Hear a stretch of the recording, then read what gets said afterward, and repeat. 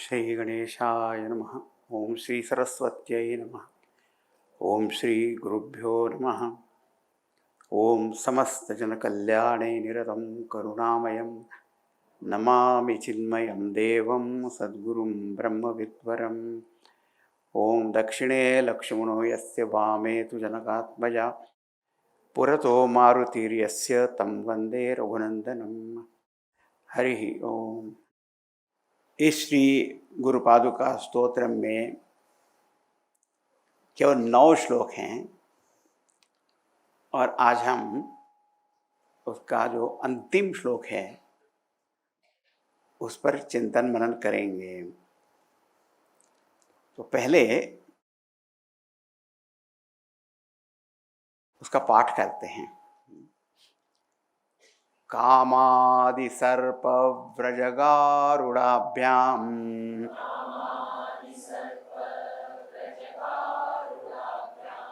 विवेक वैराग्य निधि प्रदाभ्याम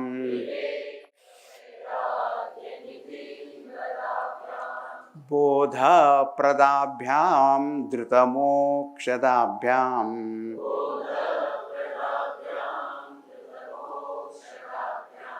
नमो नमः श्री गुरुपादुकाभ्याम।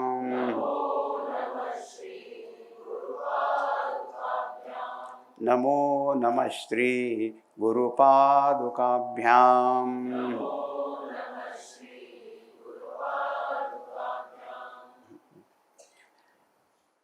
कामादि सर्प व्रज गारुडाभ्याम गुरुपादुकाभ्याम। ये गुरुपादुका जो है वो कैसी है? कामादि सर्प व्रज गारुडाभ्याम। काम आदि ये सर्प व्रज, यहाँ व्रज का अर्थ है समूह। The host of snakes, so many snacks.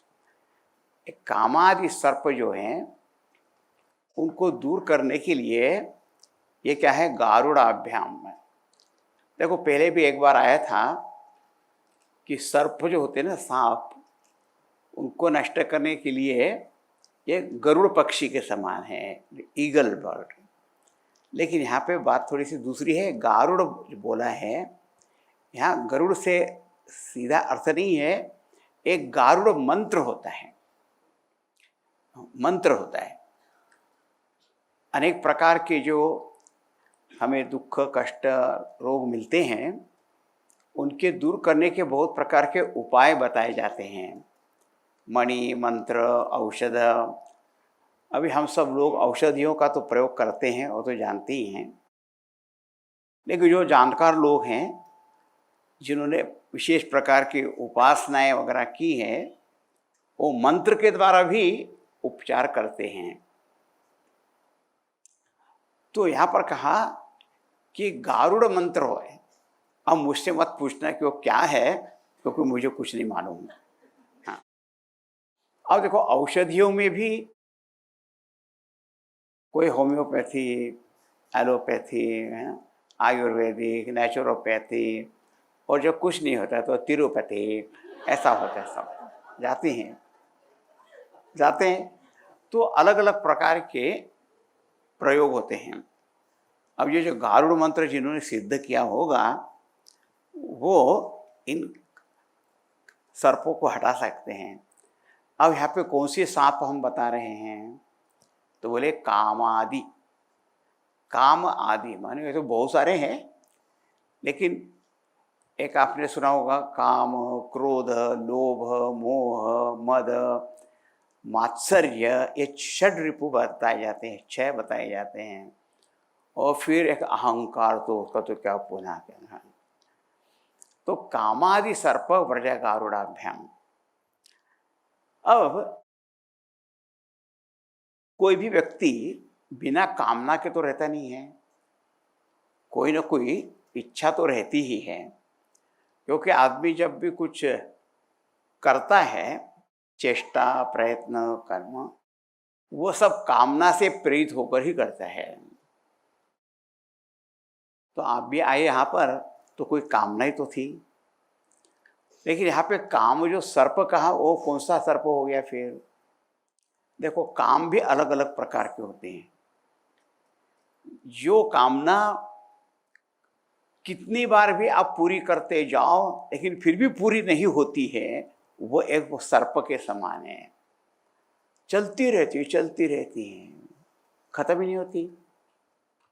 और उसमें एक और बात आती है कि वो एक काम ना पूरी नहीं होती कि दूसरी वहां पर तैयार है ही लाइन में, वहां पे वो एक इच्छा दूसरी इच्छा को जन्म देती है। तो ऐसी जो इच्छाएं हुए, वो जो हमें निरंतर इस संसार में बांध के रखती है, वो सर्प है। कोई यदि सांप आ जाए और आपको ऐसा लपेट लेना तो बहुत मुश्किल हो, तो छूटना ही मुश्किल हो जाता है। हाँ, तो इसलिए जो कामना होती है, एक सात्विक प्रकार की होती है, एक राजसिक भी होती है और एक तामसिक होती है। तमोगुणी इच्छा कैसी होती है? हाँ, उसमें तो आदमी अत्यंत आलस में पड़ा रहता है। हाँ, या ऐसे ऐसे भोग में पड़ा रहता है, जैसे शराब है, आज के बहुत सारे ड्रग्स हैं, है ना, दे स्टोन्स दैट पर्सन। हाँ, या फिर मन में इतना द्वेष, सबको मार डालूंगा इसको तुम्हें। अरे तू मार डालेगा तो तेरे तो फांसी हो जाएगी, वो देखा जाएगा, इसको तो खत्म करना है। अब ये भी कोई कामना हो गई। ऐसी जो दुष्ट कामना होगी बिना ही किसी कारण के, वहाँ पर इसको मारना, लूटना, पीटना, काटना, छीनना, अब ये ऐसी भी इच्छा जो होते हैं। तो ये ऐसी यदि कामना है, वो तो भयंकर हो जाएगी। फिर एक होती है रजोगुणी कामना। रजोगुणी कामना कैसी होती है कि निरंतर विषय का चिंतन का, ये कितनी बढ़िया चीज़ है, ये मिल जाए तो मजा आएगा, इसके बिना तो जीवन बिल्कुल बेकार है, ऐसा ऐसा, और भोग करते जाओ भोग। उसमें मारकाट की बात नहीं भी होगी तो भी उसमें निरंतर भोग में मन लगा रहता है। उसमें एक राजा ययाति की कथा आती है, जिन्होंने पढ़ी है। इनमें इतनी कामना थी कि उनके 2-3 पुत्र भी हो गए, लेकिन उनकी भोग की इच्छा ही नहीं पूरी हो रही थी। तो उन्होंने अपने पुत्रों से कहा कि तुम मुझे अपनी युवावस्था दे दो और मेरी वृद्धावस्था ले लो। और उन लोगों में पता ही कैसी ताकत थी, वो कर सकते थे ट्रांसफर। अभी हमें समझ में तो नहीं आता, लेकिन तो उनके दो पुत्र नहीं है, हमने तैयार है। हाँ, एक तैयार हो गया, उसने पिता की वृद्धावस्था ले ली और वो युवा बने और करते जा रहे भोग। फिर उसमें लिखा है, फिर एकदम उनको ऐसा कुछ वैराग्य हुआ, बोली ये तो क्या है, इसको जितना पूरी करते हैं, जैसे आग में हम तेल घी डालते जाएंगे, वो तो और बढ़ती जाएगी। एकदम उनके मन में फिर वैराग्य, उन्होंने उस बेटे को बुलाया, लेट अस ट्रांसफर अगेन। और वो फिर से वृद्धावस्था ले ली और अपनी उसको क्या अपनी ले ली और उसको युवावस्था वापस कर दी। ऐसी कथा भी आती है। बताओ, ये रजोगुणी इच्छा है, कितनी बार पूरी करो वो बार बार आती रहती है। हाँ, और नई नई इच्छाओं को जन्म देती रहती है। और ये सब अपने मन से कल्पना करते रहते हैं। देखो देखो, बात ऐसी है, किसी एक वस्तु भोग में यदि सुख हो तो सबको मिलना चाहिए ना, उससे किसी को वैराग्य भी नहीं होना चाहिए। लेकिन ऐसा होता नहीं है। जब तक आप सोचते रहते हो कि इसमें बड़ा मजा है, तो मजा आता रहता है। कभी कभी क्या होता है कि हम किसी इच्छा को छोड़ देना चाहते हैं, हाँ, लेकिन अंदर के अंदर से वो अच्छी भी लगती रहती है, इसलिए वो छूटती नहीं है। बिकॉज सीक्रेटली भी एंजॉय। बाहर से भले बोलते रहेंगे कि अभी मुझे तो अब इसको छोड़ना है, लेकिन अच्छी भी लगती रहती है, वो छूटती नहीं। ये रजोगुणी इच्छा इस प्रकार की होती है। तो फिर अब क्या करना चाहिए? बिना कामना के तो कोई हम रहते नहीं है, तो क्या करना चाहिए? जैसे नारद जी ने बताया कि इस कामना को आप दैवी बना दो, डिविनाइज योर डिजायर। तो ऐसी मन में इच्छा करो, दर्शन दो घन श्याम नाथ मोरी अखियां प्यासी रे। टेलीविजन के बजाय गॉड विजन की इच्छा करो, इधर भगवान की इच्छा करें कि संत का सौगाम हमको मिले। हम संत साहित्य पढ़ें, हमारे मन में श्रद्धा भक्ति ऐसे गुण आ जाए, वो भी इच्छा है ना। तो जब मन में ऐसी कामना होने लगेगी कि ये किस तरह का जीवन में जी रहा हूँ, इस बंधन से तो मुझे छूटना है। तो ऐसी जब दैवी संपदा, जिसको गीता जी की भाषा में कहते हैं, ऐसी दैवी गुणों की इच्छा होनी चाहिए कि अब मैं अपना उद्धार करूँगा, उद्धार करना चाहता हूँ।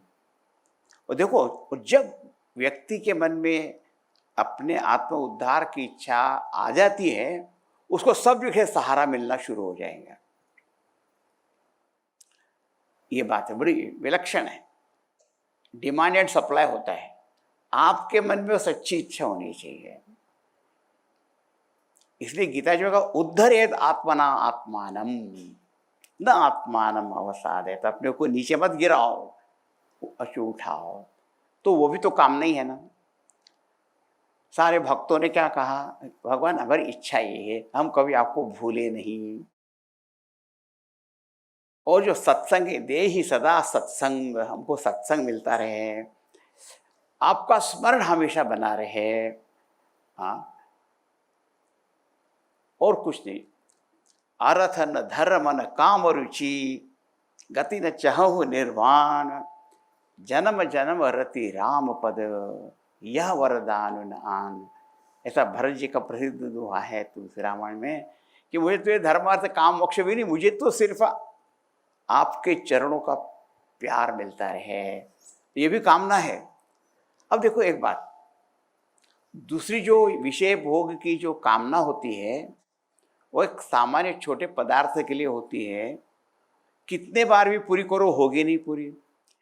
लेकिन यदि भगवान का दर्शन हो जाए, भक्ति की भाषा में, ज्ञान की भाषा में, यदि आत्मज्ञान हो जाए, तो दूसरे को इच्छा ही नहीं रह जाती। फिर पहले तो इच्छा है वो कि मुझे मोक्ष चाहिए, मुझे भगवत दर्शन चाहिए, लेकिन वो इच्छा ऐसी है कि वो एक बार जब पूरी होती है ना, वो दूसरी सबको पूरी भी कर देती है, दूर भी कर देती है।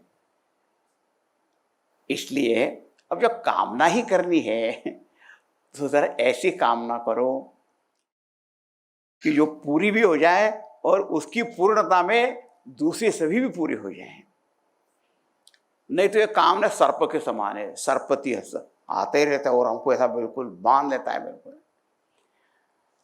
और जब मन में कामना होती है, किसी भी वो वस्तु की हो सकती है, व्यक्ति की हो सकती है, किसी भोग की, किसी परिस्थिति की,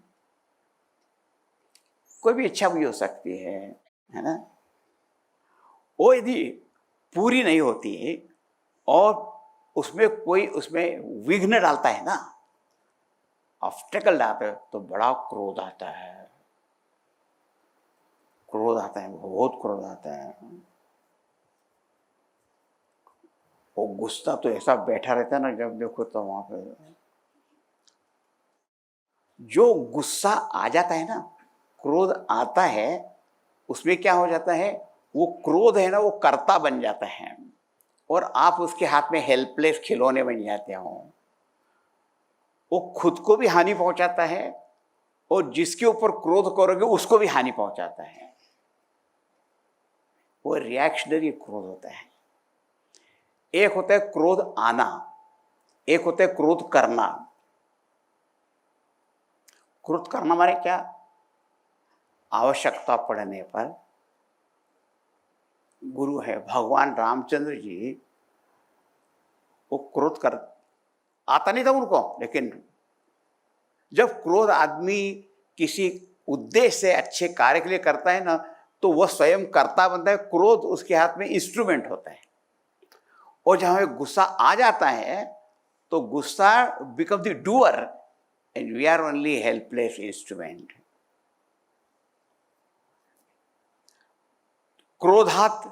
क्रोध से जो है पाप उत्पन्न होता है, कामना से भूख बढ़ती रहती है, पूरी नहीं होती है, और विघ्न आ जाए तो इतना गुस्सा आता है कि कुछ पूछो नहीं। अब बहुत सारे लोग जो है ना क्रोध के मारे परेशान है, परेशान। विष्णु सहस्त्र नाम में भगवान का एक नाम है ईशानः, ईशान। उसमें से मेरे मन में एक दिन एक विचार आया कि जिसके जीवन में ईशान है ना, उसके जीवन में शान है। शान माने ब्यूटी है, ग्लो है, ग्लोरी है। ईशान है तो शान है, नहीं तो परेशान है। और ईशान नहीं हो तो सब परेशान है। यही इसका निशान है। यदि उसके जीवन में शान है तो उसका निशान क्या है कि इसके जीवन में ईशान है। और जो परेशान है वो ईशान गया कहीं पे, परेशान हो गया, रे परेशान। क्रोध के मारे लोग परेशान हैं। अब हमारे पास भी आके पूछते मुझे बड़ा क्रोध आता है, क्रोध आता है। हाँ, तो मैं क्या करूं? मैं कहता हूं कि क्रोध मत करो। भाई आप क्रोध करते रहोगे तो आता ही रहेगा। नहीं है वो तो ठीक है, तो उसको कैसे दूर करें? अरे भाई, आपको अपने जीवन में लाभ चाहिए कि हानि चाहिए? सोचो। यू वांट लाभ ना, लाभ माने प्रॉफिट, गेन। आपको क्रोध करने से कभी प्रॉफिट हुआ है? बोल नहीं रहे आप। और गुस्सा करने से हमारे रिलेशन बिगड़ जाते हैं, ये होता है, मन में अशांति हो। तो जो चीज आप नहीं चाहते हो वो क्यों पकड़ के रखते हो उसको? हाँ, यदि ये बात समझ में आ जाएगी तो क्रोध जो है वो कंट्रोल हो सकता है। एक माँ ने बेटे से कहा, तुम जो स्कूल में जाते हो तुम्हारी बहुत लड़ाई होती रहती है, तो तुमको जब गुस्सा जब आए ना तो तुम गिनती करो 100 तक, 1 2 3। मानी इसका मतलब था कि तब तक तुम्हारा मन शांत हो जाएगा। तो 100, लेकिन फिर भी आया तो एक चाटा उसके किसी ने मार ही दिया था। तो माँ ने कहा, तुझे मैंने कहा था ना कि 100 तक गिनती करना। बोले हाँ, लेकिन उसकी माँ ने कहा था 50 तक गिनती करना। उसने 50 गिन के और मारा मेरे को। आप समझिए। अरे वो जो कहा गया कि if you conquer that moment तो फिर थोड़ी देर के बाद शांत हो सकते। लेकिन उसका जो जन्म स्थान है वो एक कामना है। हम चाहते हैं अपने मन की जैसी कोई बात हो जाए, उसमें विघ्न है तो क्रोध। अब वो क्रोध भी पता नहीं क्या करा देगा, क्या करा देगा, उसका क्या भरोसा। किसी को मार देगा, मार भी डालेगा, उसका क्या। तो इस प्रकार का क्रोध। लेकिन एक सात्विक क्रोध भी होता है जो आवश्यकता पड़ने पर दिखाने का। हमारे लक्ष्मण जी को तो कोई राम जी को अपमान करे तो उनको क्रोध आता था, नहीं तो नहीं आता था। वो भी क्रोध का भी एक सात्विक होता है, राजसिक तामसिक भी होता है। अब यदि काम इच्छा पूरी हो जाए तो नेक्स्ट सर्प है लोभ। लोभ, और चाहिए मुझे, थोड़ा सा और चाहिए। Greed, if desire is fulfilled greed arises. और किसी भी आदमी की ग्रीड, लोभ जो है कभी पूरा नहीं हो सकता। इसीलिए एक कथन है, लोभात पापस्य कारणम। जब आदमी के हृदय में ग्रीड, वो भोग की हो सकती है, पैसे की हो सकती है, सत्ता की, पावर मेरे हाथ में है, एब्सोल्यूट पावर मेरे साथ में आनी चाहिए, फिर से कहते हैं कि power corrupts and absolute power corrupts absolutely. लेकिन रामायण में एक बात बहुत अच्छी बोली है, जिस व्यक्ति ने सत्संग किया है, जिसका मन निर्मल है, उसके हाथ में यदि सत्ता पावर आती भी है, उसकी बुद्धि कभी भ्रष्ट नहीं होती, कभी नहीं होती है। तो यहाँ पे क्या कहा, ये जो विषैला सांप है, हाँ, जो हमारे जीवन को बर्बाद कर रहे हैं, उसमें ये जो तामसिक राजसिक कामना, उससे उत्पन्न होने वाला जो क्रोध है और लोभ है, और चाहिए और चाहिए और चाहिए, काम क्रोध लोभ, ये आ जाते हैं ना, इनमें से कोई भी तो होता है मोह। चौथा सांप है मोह। मोह का अर्थ होता है अविवेक, राइट थिंकिंग चली जाती है। इसको गीता जी में कहा क्रोधात् भवति सम्मोह। उस समय तो आदमी को समझ में ही नहीं आता है, क्या कर डालेगा, अपने माता पिता को ही मारेगा। गुरु अभी धिक्कर होती है, ऐसा शंकराचार्य लिखते हैं कि गुरु का भी धिक्कार करता है। कौन गुरु होता है? क्रोध में तो कुछ भी कर देता है आदमी। मोह हो गया। कामना के कारण भी मोह होता है, क्रोध से भी हो जाता है, लोभ से भी होता है। हाँ, मोह का अर्थ एक होता है प्रलोभन, इनफैचुएशन, वो भी एक मोह का रूप है, टेम्पटेशन। काम क्रोध लोभ मोह, और एक होता है मदहा। मद माने एक घमंड आने लगता है।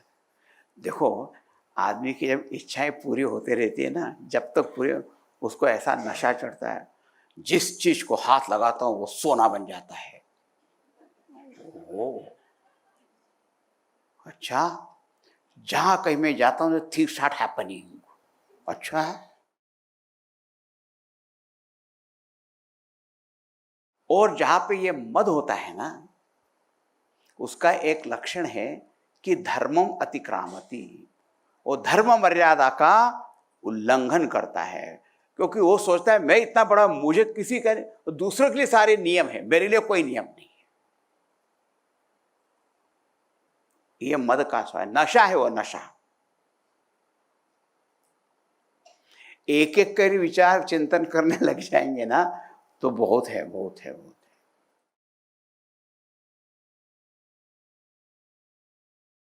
और फिर छठा कौन सा बताया?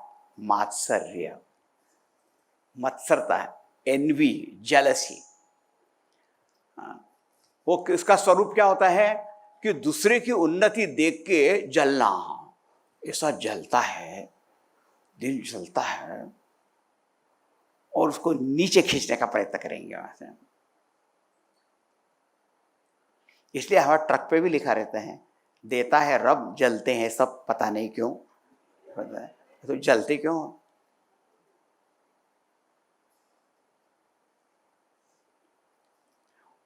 ईर्ष्या कहते उसको। ईर्ष्या, लोगों को अच्छा नहीं लगता कि कोई उसे आगे चला जाए। और वो भी जो ईर्ष्या होती है वो किस लिए? जिस वस्तु की कामना मेरे मन में है वो मुझे नहीं मिल रही, उसको मिल रही है, तो ईर्ष्या होती है ना। यदि उसकी इच्छा ही मेरे मन में नहीं हो तो किसी को भी मिल जाए, उससे मुझे क्या फर्क पड़ता है? एक कंपटीशन होती है ना, इसको कहते हैं कट थ्रोट कंपटीशन होती है। हमें अध्यात्म शास्त्र में नियम है लिव एंड लेट लिव, लेकिन ये कट थ्रोट वाली में कहते हैं किल और गेट किल्ड। ऐसा है, मारो।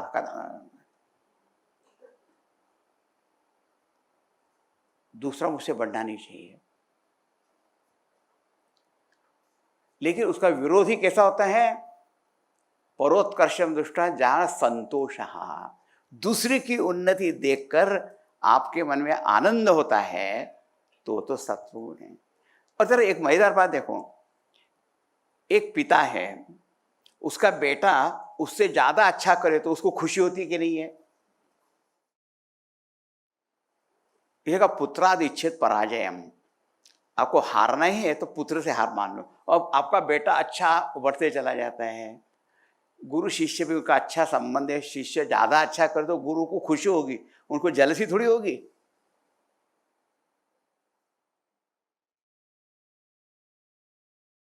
तो कामादि सर्प व्रज गारुड़ाभ्याम, वो गारुड़ मंत्र और कुछ नहीं है, वो है अपने मन को सत्वगुण बनाने। इसलिए भगवत गीता ने तो एक सूत्र बता दिया है, नित्य सत्वस्था भव, सीधी बात। क्योंकि रजोगुण तमोगुण, इनसे जो उत्पन्न होने वाले ये जो अवगुण हैं, इनको दूर करने का उपाय सत्वगुण है। यहाँ तो कहा गुरु पादुका पूजन जो है ना, वही सत्वगुण से उत्पन्न, वही गारुड़ मंत्र है। और आपको दूसरी थोड़ी कुछ करने की जरूरत है कि ढूंढो किसी आदमी को, तुझे गारुड़ मंत्र आता है क्या? अरे गुरु पादुका को नमस्कार करो। इसलिए नारद जी ने कहा ये सारे जो सर्प है ना, एतत् सर्वम गुरु भक्त्या, गुरु भक्ति से ये सब दूर हो सकते हैं अवगुण जो है। समर्थ रामदास स्वामी हुए, उन्होंने कहा अवगुण तो बहुत सारे हैं, लेकिन सबसे बड़ा अवगुण ये है अपने अवगुणों को गुण मानना। The greatest vice that which is there, to consider our vices as great virtue. ऐसे लोग दुनिया में है, उनको गुस्सा आता है और उनको बोलोगे तो गुस्सा क्यों करता है, करना ही चाहिए। अच्छा, उसको उसका भी अभिमान होता है, गुस्सा नहीं करता कुछ नहीं होता है, वेरी गुड। और फिर दूसरा उसके ऊपर गुस्सा करेगा और मारेगा तो फिर क्या होगा?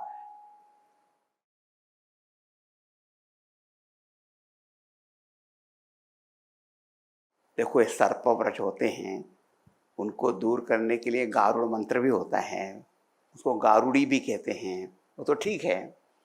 लेकिन ये हमारे अंदर जो है वो कैसे हैं? तुलसीदास जी क्या कहते हैं? मम हृदय कंज निवास कुरु कामादि खलदल गंजनम। अपने हृदय में भगवान का स्मरण बसा लो, हाँ, तो फिर ये सब दूर दूर होने लग जाएंगे। इसका तो यही उपाय है, भगवान नाम स्मरण सिर्फ करना है, वे लाख दुखों की एक दवा है। नहीं तो कुछ चलते ही रहेगा, इसका तो कोई अंत नहीं है।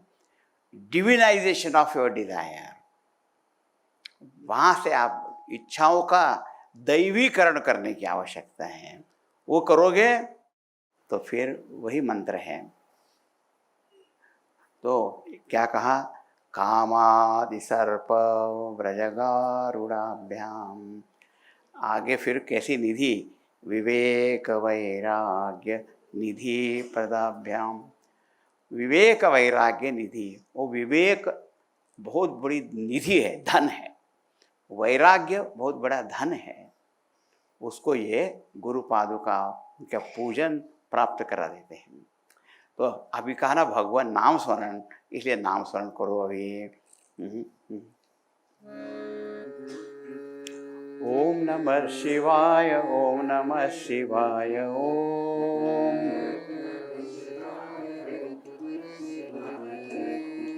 ओम नमः शिवाय, ओम नमः शिवाय,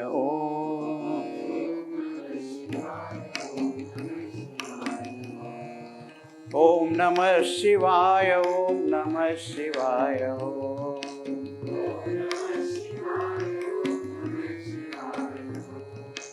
ओम नमः शिवाय, ओम नमः शिवाय,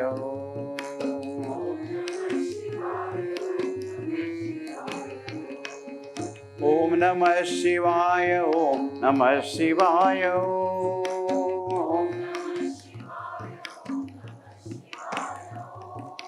ओम नमः शिवाय, ओम नमः शिवाय,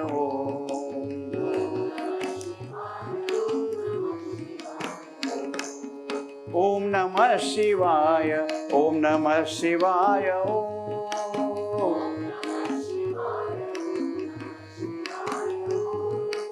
ओम नमः शिवाय, ओम नमः शिवाय,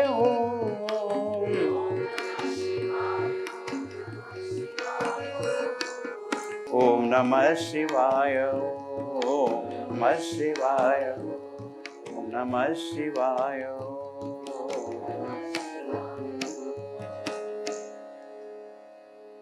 उमापति महादेव की जय, श्री सद्गुरुनाथ महाराज की। ओम पूर्णमदः पूर्णमिदं पूर्णात् पूर्णमुदच्यते पूर्णस्य पूर्णमादाय पूर्णमेवावशिष्यते। ओम शांति शांति शांति। हरि ओम। श्री गुरुभ्यो नमः। हरि